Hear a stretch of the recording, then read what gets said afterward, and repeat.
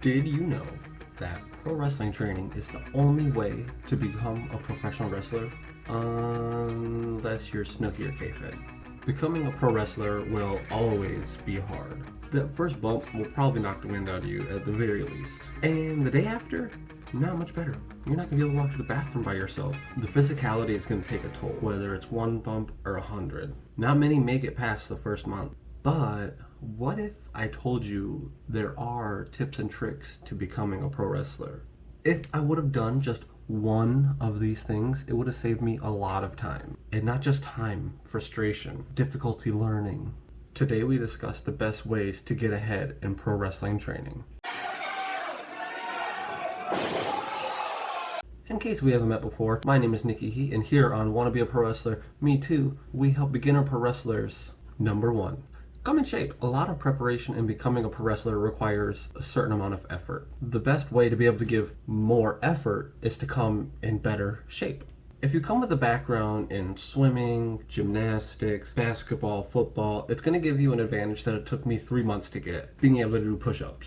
And more importantly, it gives you the foundation of having a base and understanding how to work out. Pro wrestling's first rule is safety first. The more capable you're going to be to hold my body weight up, the more I'm actually going to be able to trust you to hold me here.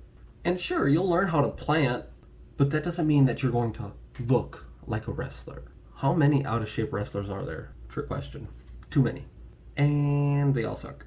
Number 2, stay consistent in the gym and with camp. When I was beginning my training, I was really consistent with going to camp 3 times a week. Monday, Tuesday, Thursday, 6 to 8. I was also hitting the gym 3 times a week after camp, if I had the energy for it. Otherwise, I had to move my schedule around a little bit. However, I never made a plan to follow specifically, and I was never entirely too sure what I was doing in the gym. And as a result, I became hesitant to actually go to the gym. There was a month where I didn't go to the gym at all because I didn't really know what I was doing. I became more hesitant because I wasn't reaching any gym goals. I had never worked out, and I didn't know proper form or even what exercises went with what body parts. And that's okay not to know, but it led to me having anxiety about returning to the gym. I fell behind and missed out a lot. I can honestly say I wasn't confident in what I was doing in the first year and a half of working out, and maybe even more. Number 3, thinking of a gimmick ASAP as possible. Failing leads to success, and not trying leads to...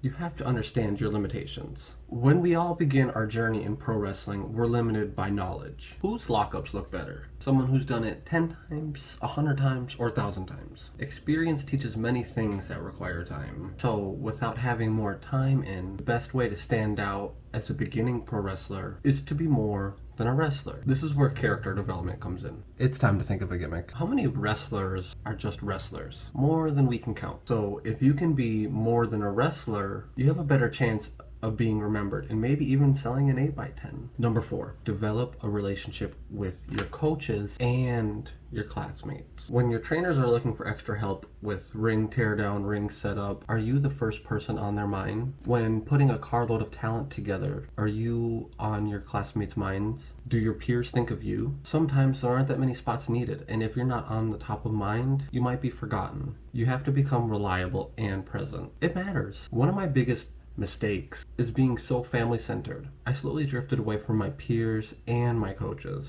I was working a full-time job, 40 or 50 hours a week, attending as many camp sessions as I could while living in St. Paul, but I didn't drive. I would have to take the bus to camp after work and then be picked up by my girlfriend after camp. This already in and of itself made me pretty unreliable, but I would eventually move an hour away from camp. All my friends knew I didn't drive, so I became less and less reliable because if they wanted me to ride with them, they would have to either drive an hour out of the way to come pick me up, or I would have to get a ride with my girlfriend. And I've done it before, but it does add stress to a relationship. So if my coaches were looking for someone to come work out with a newer student, I would be an hour away at the earliest. So I wasn't able to be there. And there's no heat there on my part. And I'm sure on their part they didn't even think about it. But it is a very matter-of-fact issue. Can you be there or not? Before we get to number 5, just know that there is one additional tip, but it's a little bit different than what we're talking about. Number 5, start helping on shows. This concept is very important. It's actually the most important of the 5.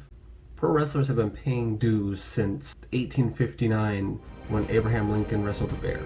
Seriously though, everyone has paid their dues in this business, from John Cena to Brock Lesnar to Randy Orton.